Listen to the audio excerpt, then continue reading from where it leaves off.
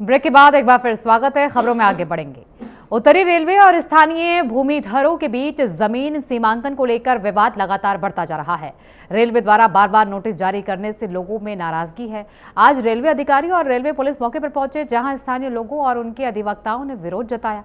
लोगों ने आरोप लगाया कि उन्हें मानसिक रूप से परेशान किया जा रहा है। वार्ता के बाद तय हुआ कि नगरपालिका, राजस्व विभाग और रेलवे की संयुक्त टीम बनाकर दोबारा सर्वे किया जाएगा। तब तक कोई निर्माण कार्य नहीं होगा।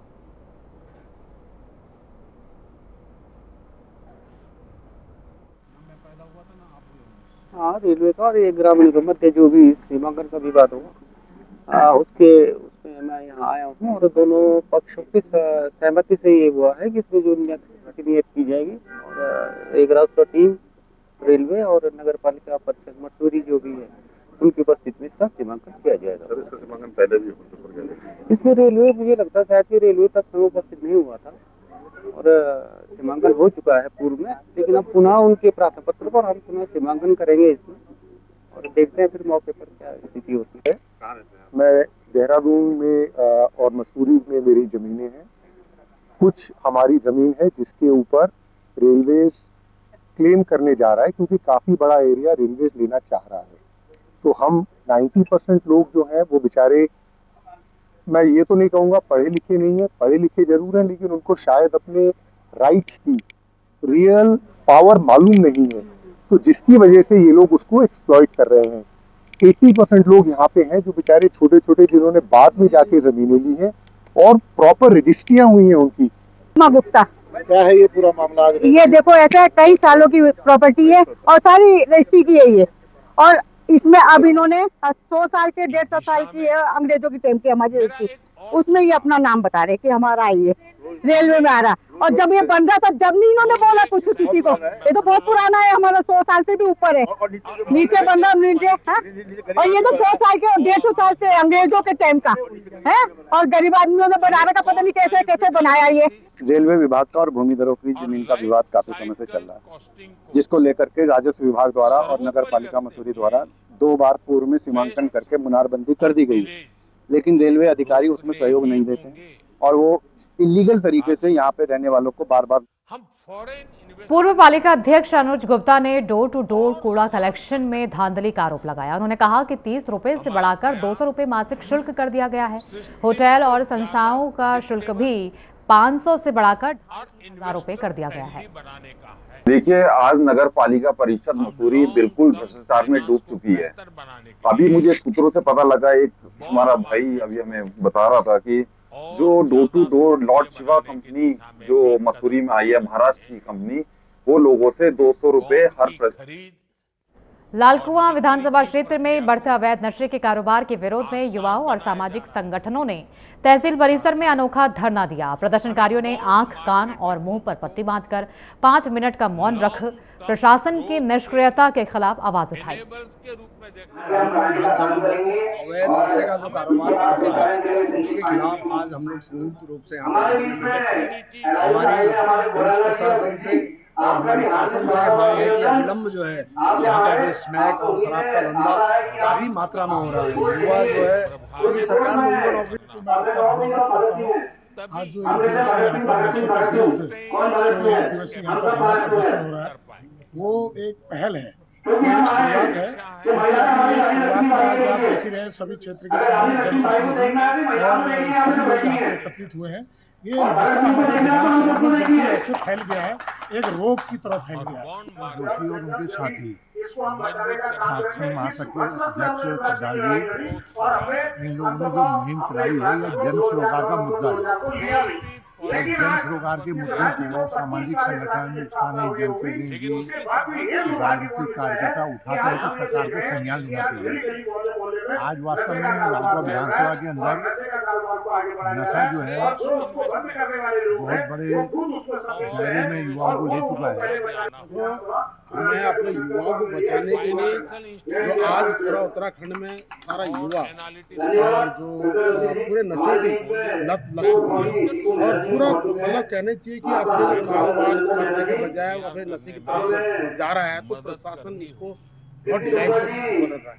कहीं न कहीं जो सुरापार है, जो हम लोग का अपना बच्चों को बचाने का भविष्य का मामला है, अपने जो लोग हैं हमारे जो नशे में जा रहे हैं उनको बचाने का जो प्रयास कर रहे हैं, तो आज एक दिवसीय धरना लालकुआं तहसील पे किया जा रहा है। इस प्रकार से आबकारी विभाग, पुलिस प्रशासन अंधा, बहरा और गूंगा बना बैठा है पूरी विधानसभा में।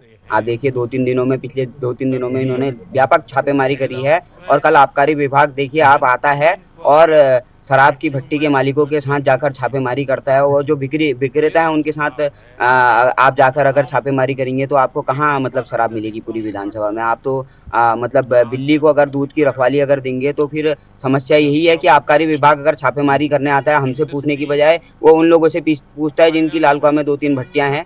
तो ये बड़ा प्रश्न चिन्ह है आबकारी विभाग और पुलिस प्रशासन के ऊपर। ये विरोध जताया है कि जिस प्रकार हमारे द्वारा बार-बार विकसित भारत की यात्रा बहुत अहम दस्तावेज बनेगा। साथियों, तो आंख कान मुंह पर पट्टी बांधकर विरोध जताया गया और तो अनोखी विरोध प्रदर्शन युवाओं की तरफ से किया गया। नशे के विरुद्ध प्रदर्शन किया गया। लालकुआं की ये तस्वीरें दिखा रहे हैं जहां सरकार की नीतियों के खिलाफ युवाओं ने प्रदर्शन किया है। इस बजट जो नए अवसर दिए हैं तो युवाओं ने मिलकर नशे के खिलाफ कार्रवाई की मांग की है और लगातार जिस तरीके से क्षेत्र में नशे का कारोबार बढ़ रहा है उसको ध्यान में रखते हुए युवाओं के बीच नशे का प्रचलन ज़्यादा हो रहा है, इसे कम करने की मांग उठाई गई है और जल्द से जल्द इस समस्या का समाधान करने की मांग और सहयोग से वहां की आम नागरिक की तरफ से की गई है। तस्वीर आपको दिखा रहे हैं, लालकुआं में लगातार नशे का कारोबार बढ़ रहा है और अवैध तरीके से नशा कारोबारी नशे को बेचने का काम करते हैं और युवा इसमें सबसे ज़्यादा प्रभावित हो रहे हैं। इसी को ध्यान में रखते हुए इस विरोध प्रदर्शन को किया गया है। एक अनोखे तरीके से विरोध प्रदर्शन किया गया। आंख कान मुंह बंद कर सरकार तक अपनी आवाज़ पहुंचाने की एक कोशिश की गई है आम जनता की तरफ से और जल्द से जल्द इस समाधान की इसके लिए पुख्ता इंतजाम, पुख्ता समाधान की मांग की गई है। तो ये तस्वीर आपको दिखा रहा है लालकुआं की, जहां लोगों ने प्रदर्शन किया। एक अनोखा प्रदर्शन लालकुआं में जनता की तरफ से किया गया है। बजट के पहले भी हम आप सबसे कंसल्टेशन करते हैं। वहीं बीजेपी युवा मोर्चा के प्रदेश महामंत्री आर्यन देव उनियाल ने मसूरी देहरादून विकास प्राधिकरण के उपाध्यक्ष बंशीधर तिवारी को मसूरी की विभिन्न समस्याओं को लेकर ज्ञापन सौंपा। अब बजट की चर्चा के लिए कार्यक्रम नहीं है, अब बजट पे जो कि मैंने आज हमारे एमडीडी के वीसी श्री बंशीधर तिवारी से मुलाकात करी और मसूरी के डेवलपमेंट रिलेटेड 3 प्रमुख बिंदु उनके सामने रखे। इसमें से पहला बिंदु था कि जितने भी हमारे मसूरी के गरीब लोग हैं, जो नीडी लोग हैं, वो 2 कमरे बनाए तो उनका चलान कट जाता है, सीलिंग हो जाती है, परिवार बढ़ता है और जिम्मेदारियां बढ़ती है। कभी 2 कमरे और बनाएंगे तो रेनोवेशन करना पड़ता है लोगों को। तो इस परेशानी से ना होते पॉलिसी रिविजन हो, एक ऐसी पॉलिसी बने। आप चर्चा करेंगे। सितारगंज में श्री जगन्नाथ स्वामी भक्त शिरोमणि मां कर्मा देवी संघ ट्रस्ट ने सराहनीय पहल की। प्रदेश अध्यक्ष बीना साहू ने फील्ड में काम करने वाली महिलाओं को जूस वितरित किया। ब्लॉक के कर्मचारियों और अधिकारियों को भी जूस देकर आभार जताया। पहले तो यही है, सेवा ही मेरा संकल्प है और मैं शुरू से ही सेवा करने में सबसे पहले अग्रसर रहती हूँ। और यहाँ पर महिलाओं ने मुझे खुद मैसेज करके बुलाया कि मैडम आप आइए। तो यहाँ पर 6 समूह की महिलाएं आई थी, 6 गाँव की समूह की महिलाएं आई थी। उनको 150 महिलाओं को मैंने जूस वितरण किया और उन्होंने बहुत ही। गंज की गल्ला मंडी में 2 दिवसीय सिख धार्मिक समागम आयोजित हुआ। समागम में बड़ी संख्या में संगत शामिल हुए और गुरबाणी कीर्तन से माहौल भक्तिमय रहा। धार्मिक प्रदर्शनी लगाकर बच्चों को सिख धर्म और इतिहास की जानकारी दी गई। कार्यक्रम में सामाजिक एकता और धार्मिक जागरूकता का संदेश दिया गया। राष्ट्रपति जी का अपमान किया। वक्त हो गया एक छोटे से ब्रेक का। ब्रेक के बाद फौरन लौटेंगे, बने रहिए हमारे साथ।